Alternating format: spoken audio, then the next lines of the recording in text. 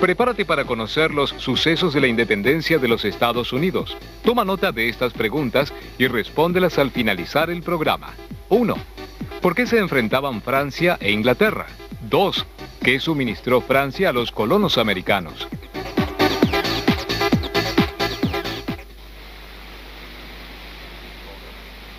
Coronet.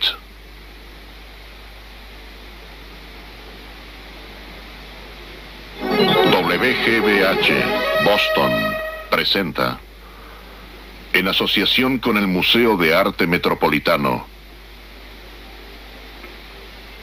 un proyecto de Annenberg CPB.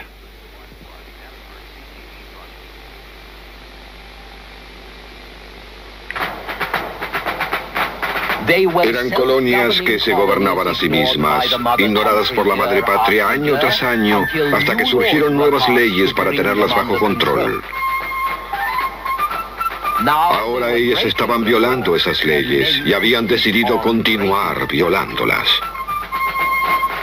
Hoy, en la tradición de Occidente, la Revolución Norteamericana.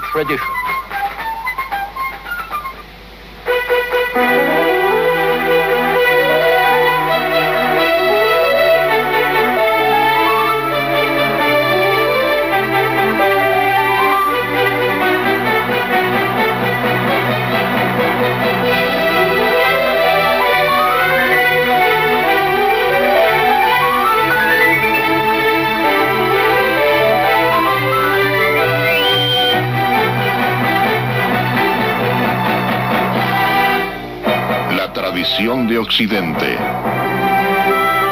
Y ahora el profesor Eugene Weber de la Universidad de Los Ángeles en su viaje a través de la historia de la civilización occidental. En 1492, Colón descubrió un nuevo territorio al otro lado del Atlántico, al menos nuevo para los europeos. Y el mundo del hombre de Occidente contó con 2 continentes más. Más tarde, en 1507, un cartógrafo alemán publicó un mapa del mundo incorporando los nuevos descubrimientos a los que denominó Nuevas Tierras de América por Américo Vespucio, navegante florentino al servicio de España. Podría haberlas denominado Columbia por Colón, pero quedaron con ese nombre, y el sueño americano nació para encender la imaginación de aquellos a quienes no les gustaba la realidad que veían a su alrededor en Europa, la violencia y la corrupción del viejo mundo. En América, los salvajes desnudos compartían cuanto tenían. Sus necesidades eran sencillas, vivían en armonía, eran buenos por naturaleza. América era un mundo que había escapado a la caída, a la degradación. Jamás había conocido el pecado original. Era un mundo valioso, realmente valioso, pleno de tesoros, oro, plata, tierras, tabaco.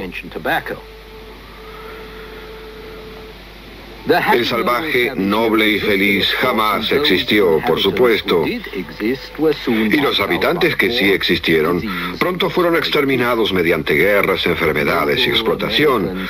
Pero los nobles salvajes americanos poblaron en las utopías europeas desde el siglo XVI hasta el XX.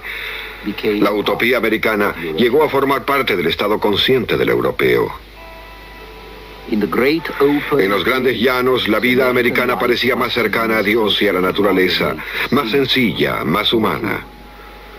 Se podía disfrutar de la pureza de una vida de precursor, aferrándose a la naturaleza, aceptando sus condiciones. No solo podía uno encontrar tesoros, sino libertad y verdadera democracia. Estos conceptos rondaron en la imaginación del europeo desde los primeros descubrimientos y formaron parte de la retórica política de la misma América. La libertad y la democracia demorarían cierto tiempo, sin embargo, ya que el primer sueño de América fue en realidad de riquezas. Fue el deseo de riquezas lo que indujo a hombres recios, crueles, perseverantes, a conquistar y a poblar nuevas tierras al otro lado del Atlántico, a combatir en ellas, a matar, saquear, explotar, esclavizar y finalmente organizar nuevas sociedades sobre las ruinas de lo que habían encontrado y saqueado. Las nuevas sociedades se dirigieron al principio a Sudamérica y al Caribe, donde España fundó un extraordinario imperio.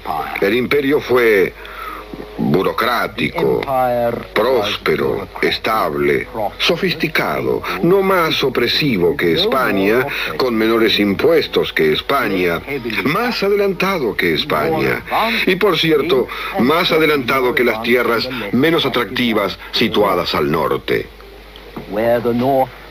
Mientras en el norte había algunas aldeas sucias, en el sur se destacaba la cultura urbana. Esta, por ejemplo, es la Ciudad de México. En el norte había troncos, en el sur había piedras, espléndidas ciudades, grandes iglesias, universidades y bibliotecas. La vida social se equiparaba con la de Milán o la de Madrid. La clase mercantil era como la de Lisboa o la de Sevilla, y había dinero público para mejoras urbanas, para pintura, para iluminación, suministros de agua para plantar árboles a lo largo de las anchas avenidas. Algunas de las obras maestras barrocas del 1700 se conservan aún en la Ciudad de México. Pero para 1700, el Imperio Español se hallaba en decadencia y el sur cayó junto con este. Un nuevo mundo nacía al norte. Y había demorado bastante llegar. Alrededor de 1530, cuando los franceses navegaron por primera vez en el río Saint Lawrence, los españoles ya se habían instalado en México, Perú y Cuba. Alrededor de 1580, para cuando los ingleses se establecieron en Terranova y se cansaron de colonizar en Virginia, denominada así por Isabel, la Reina Virgen, las universidades hispanas de Lima y México estaban produciendo más oficiales que Padua o que París. Al norte no había tesoros que atrajesen a los colonos. Había pieles, pero no hacía falta mucha gente para atrapar animales y desollarlos, y los nativos del norte eran más guerreros que los del sur. Así que la colonización del territorio norteamericano no se produciría sino hasta el siglo XVII. Fue entonces cuando los franceses fundaron Quebec y Montreal, y los ingleses volvieron a fundar Virginia. Fue entonces cuando a los peregrinos les llevaba 3 meses y 5 días navegar desde Plymouth, Inglaterra, hasta Nueva Plymouth, que con el tiempo sería Massachusetts. Fue en el siglo XVII cuando los holandeses fundaron Nueva Ámsterdam, donde hoy se encuentra Nueva York, cuando los suecos fundaron Nueva Suecia, donde hoy se halla Delaware, y cuando John Locke escribió una constitución para el nuevo estado de Carolina, llamado así, por supuesto, por el rey Carlos I. Tom Paine denominó a Norteamérica la colonia de toda Europa. En efecto, en el siglo XVIII, Norteamérica incitaba a los galeses y escoceses, los españoles, alemanes y austríacos a acompañar a los franceses, ingleses y holandeses. Y Norteamérica era también una colonia europea en el sentido de que su nueva cultura era europea. Antes de que los peregrinos desembarcasen en Plymouth, por ejemplo, habían firmado un convenio que era un verdadero pacto social. Ellos se constituían como cuerpo civil político, decían, y prometían obediencia a leyes justas y equitativas que serían creadas para lograr el bienestar general de la colonia. Y Norteamérica fue la colonia, y por lo tanto fue la colonia de la tradición europea del humanismo y la creatividad, nacida en el Renacimiento y que culminó en el espíritu del Renacimiento del siglo XVIII, un espíritu al cual el mito americano y las posibilidades americanas se ajustaban muy, pero muy bien. Podrán darse una idea de este espíritu si van a Virginia y contemplan el extraordinario hogar que en medio de un paisaje agreste construyó un joven abogado de Virginia en 1760. El nombre de ese abogado era Thomas Jefferson y denominó a su casa Monticello, pequeña montaña. Jefferson hizo los planos de Monticello con ayuda de un libro sobre construcción de Palladio, gran arquitecto del Renacimiento, cuyas creaciones del siglo XVII podemos aún admirar al noreste de Italia. Palladio volvió a estar de moda en el siglo XVIII porque sus líneas son el epítome de la razón y la armonía. Simétricas, proporcionales, jamás frías, ni pesadas, ni ampulosas. Algunos de los grandes edificios ingleses del siglo XVIII son palladinos o neopalladinos, pero nadie espera ver una mansión paladina al borde del territorio indígena. Sin embargo, eso es lo que obtiene Monticello, diseñada y construida por un hombre tan universal como Alberti lo había sido en el Renacimiento. Lingüista, científico, granjero, educador, urbanista, arquitecto, jinete y músico. Y como era americano, Jefferson era típicamente aficionado a los adelantos y a los artefactos tecnológicos. En Monticello, las puertas se abrían cuando uno se acercaba a ellas. Un reloj anunciaba los días de la semana. Y la cama del amo estaba situada de tal forma que se podía salir hacia dos habitaciones. Quizás el paisaje norteamericano fuese todavía agreste durante el siglo XVIII, pero la sociedad que podía producir un Jefferson era altamente sofisticada, lo que también significaba que ya no era precisamente pobre. Ahora valía la pena luchar por las colonias francesas, las inglesas y su comercio. Quizás no fuesen tan importantes como las Indias occidentales, que producían azúcar, café y tabaco, y que tanto los ingleses como los franceses consideraban mucho más valiosas que el Canadá. Ese Canadá que Voltaire describió como unas cuantas hectáreas de nieve, y mucho más valiosas que ese territorio agreste que rodeaba el río Ohio, pero aún así valía la pena luchar por ellas. En verdad, las grandes guerras del siglo XVIII entre Francia e Inglaterra fueron para ver quién gobernaría los mares y, en consecuencia, quién estaría al mando de las colonias. Porque para entonces, el enigma del comercio, la riqueza y el poder, estaba en ultramar. De modo que los británicos combatieron contra los franceses para lograr poderío mundial. Y en esa lucha, los colonos británicos de Norteamérica ayudaron a sus camaradas británicos contra los franceses y contra los indígenas que combatían del lado de los franceses. Fue en estas guerras francesas e indígenas donde hombres como George Washington obtuvieron su experiencia militar. Para esa época, los colonos habían comenzado a llamarse a sí mismos americanos y se alegraron cuando en 1763 el Tratado de París obligó a salir del Canadá a los franceses, ya que ello significaba que los franceses no estorbarían ya en su avance hacia el oeste.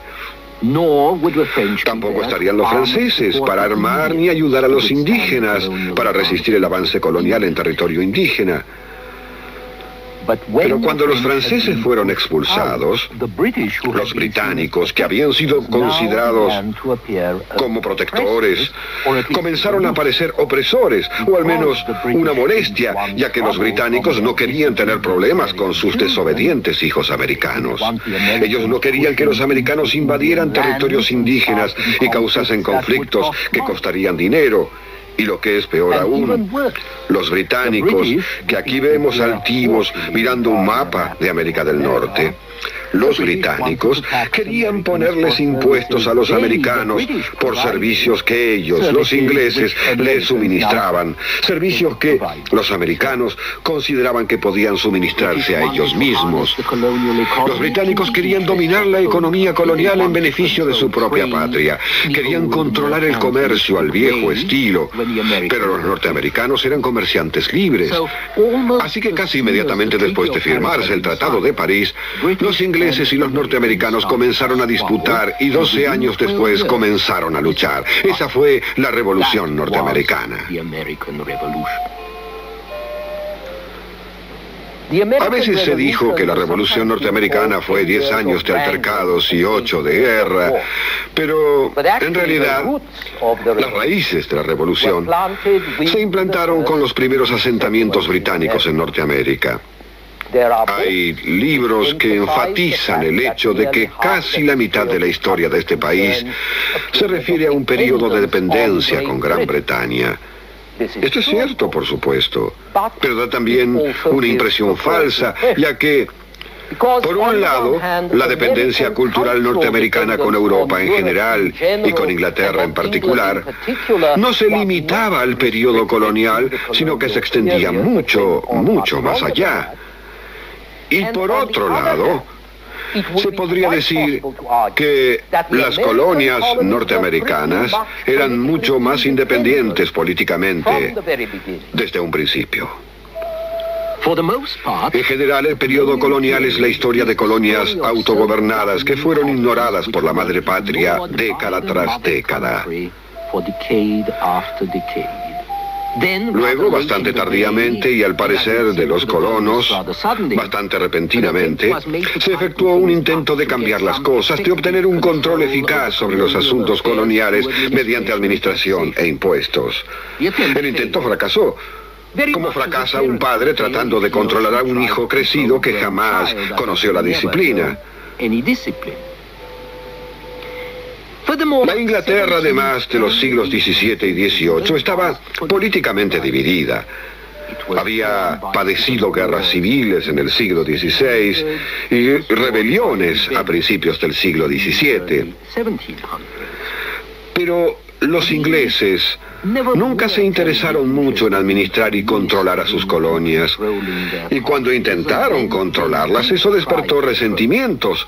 Así que los ingleses dieron un paso atrás. Por necesidad o por política, las relaciones coloniales se suavizaron mediante la sana decisión de dejar que los perros durmiesen. Esta actitud dejó su sello en las colonias, su marca, que las hizo aún más difícil de gobernar. Se puede emplear una política, pero el hábito se convierte en costumbre y establece una especie de derecho adquirido. Hay una historia que ilustra esto. Ocurre 60 años después de la Revolución, con un hombre llamado Levi Preston, que había estado en la milicia en Massachusetts y que ahora era una especie de curiosidad histórica. A Preston le preguntaron sobre la opresión británica que presuntamente había causado todo el problema. ¿Opresión?, dijo. ¿Qué opresión? ¿Qué opresión? Yo no la sentí. Bien, la ley del timbre, por ejemplo. Jamás vi ningún timbre. ¿Y qué me dice del impuesto al té? Jamás tomé una taza de esa cosa. Los muchachos lo arrojaron todo al mar. Bien, ¿y qué hay de Sidney Locke y los eternos principios de libertad? Jamás oí hablar de eso. Solo leíamos la Biblia, el catecismo, los signos de Watts y el calendario. Entonces, dijo el interlocutor, ¿para qué diablos se metió en esa lucha?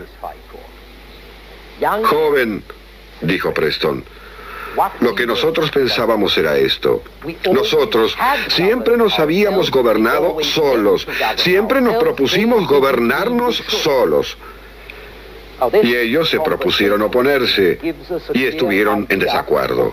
Esta conversación, creo, nos da una clara idea de un aspecto bastante inesperado de la Revolución norteamericana, que las revoluciones no siempre se originan en ideas revolucionarias. La Revolución norteamericana fue por una causa conservadora. Algunas personas combatieron oponiéndose a mayores cambios, podría decirse, para oponerse al cambio y al progreso dirigidos a obtener mayor eficiencia y poder para el Estado inglés. El comienzo de las disputas entre los colonos y el gobierno londinense fue legalista. Los ingleses ponían un impuesto y las colonias decían que no se podía poner ese tipo de impuesto, que era inconstitucional. Entonces los ingleses retiraban ese impuesto y ponían otro, que era tan odioso como el primero. Y cuando el recaudador continuaba visitándolos, los bostonianos le hacían tragar té por la fuerza luego de embadurnarlos con alquitrán y plumas. La cuestión, por supuesto, era que los colonos no habían elegido pagar impuestos ni sufrir restricciones por un imperio que ya no necesitaban. No era en interés propio pagar esos impuestos, y no iban a ser tan necios como para sacrificar sus propios intereses, porque sí. Estaban infringiendo la ley porque no les agradaba la ley y porque se sentían lo bastante fuertes como para violarla. Pero lo que deseaban era una buena excusa para hacerlo, una racionalización, un justificativo. Así que comenzaron a hablar un poco menos de sus derechos como ingleses nacidos en libertad y un poco más de sus derechos naturales como miembros de la raza humana.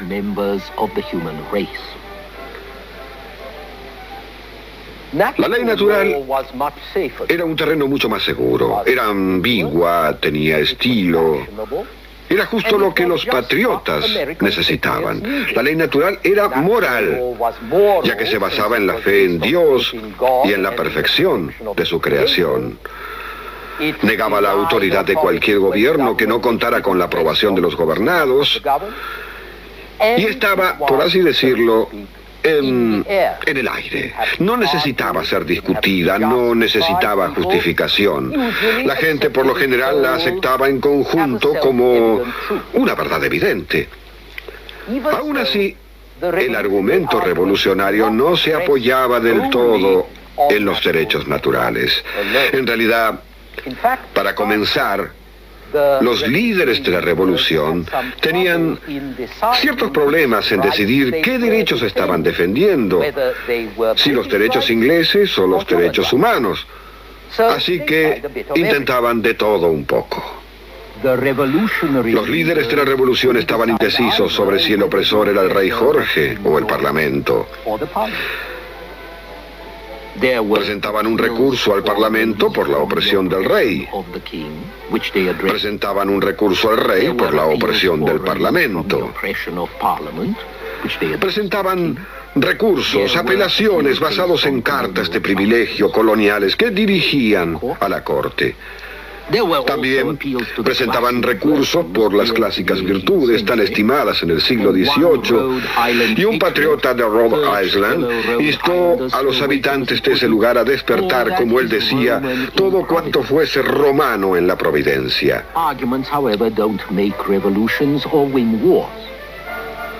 Los argumentos, sin embargo, no hacen las revoluciones ni ganan las guerras. La guerra revolucionaria fue posible porque los colonos estaban demasiado lejos para que los ingleses pudiesen reprimir la rebelión con los medios disponibles en esa época. Y la guerra se ganó porque los enemigos de Inglaterra tenían interés en ayudar a los colonos que se rebelaban contra ellos. Los franceses, especialmente, estaban encantados de poder vengarse de los ingleses por la pérdida del Canadá. Suministraron decenas de miles de mosquetes a los insurgentes. La mayor parte de la pólvora empleada provenía de los franceses. Y por último, cuando los norteamericanos demostraron que no iban a rendirse, los franceses entraron también en guerra y suministraron el apoyo militar y naval, que en realidad fue lo que les hizo ganar la guerra. Y si desean saber qué pensaban los europeos sobre los motivos de esta guerra, solo tengan en cuenta dónde se firmó la paz. No fue en Boston, no, ni en Londres, sino en Versalles. Esa fue la última victoria de la monarquía francesa. Y este cuadro nunca se terminó de pintar casualmente porque los ingleses se rehusaron a posar.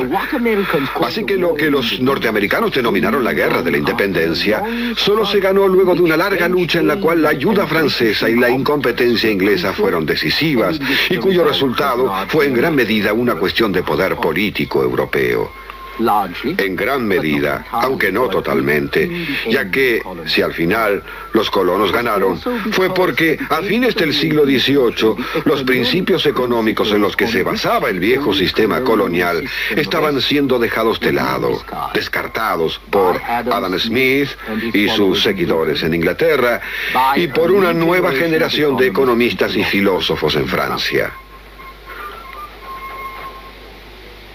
Con el renacimiento del siglo XVIII en Occidente, estaban haciendo una nueva filosofía de liberalismo económico, Una filosofía contraria al mercantilismo y a la regulación estatal, una filosofía que enseñaba que la riqueza de las naciones radicaba en el libre comercio, en la libre empresa individual, en la competencia, en la abolición de viejas leyes restrictivas del comercio y de la navegación.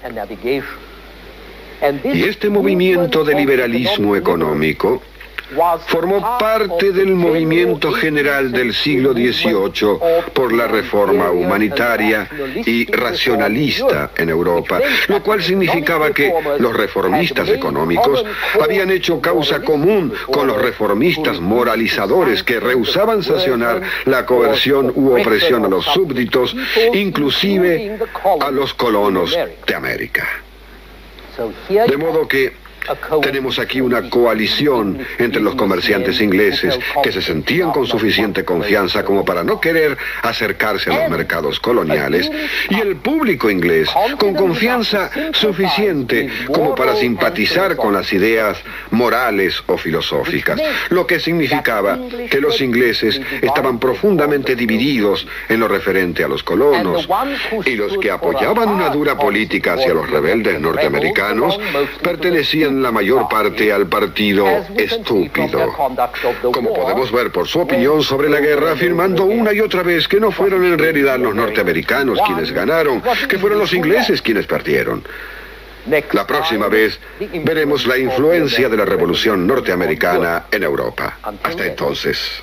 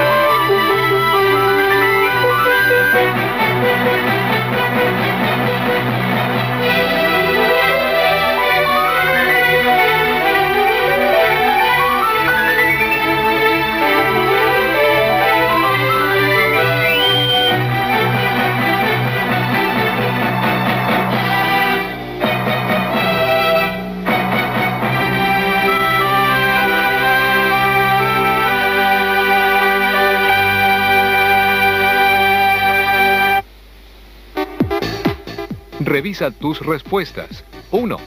¿Por qué se enfrentaban Francia e Inglaterra? 2. ¿Qué suministró Francia a los colonos americanos? Respuestas. 1. Las guerras entre Francia e Inglaterra apuntaban a definir quién gobernaría los mares y por lo tanto las colonias americanas. 2. Francia, que estaba enfrentada con Inglaterra, suministró a los colonos americanos mosquetes, pólvora y apoyo militar y naval. No te pierdas el próximo episodio de La Tradición de Occidente, aquí en Educable.